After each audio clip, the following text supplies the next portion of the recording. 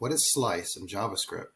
The slice method returns a shallow copy of a portion of an array into a new array object selected from start to end, where the start and end represent the index of the items in that array. Use slice to return a portion of an existing array. For example, here we have an array with Rafiki, Curious George, King Kong, and Caesar. If we use slice from index 1 to 3, the resulting output would be Curious George and King Kong.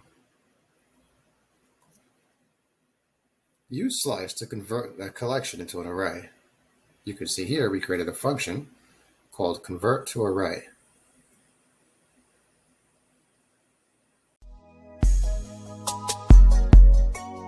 Whoa.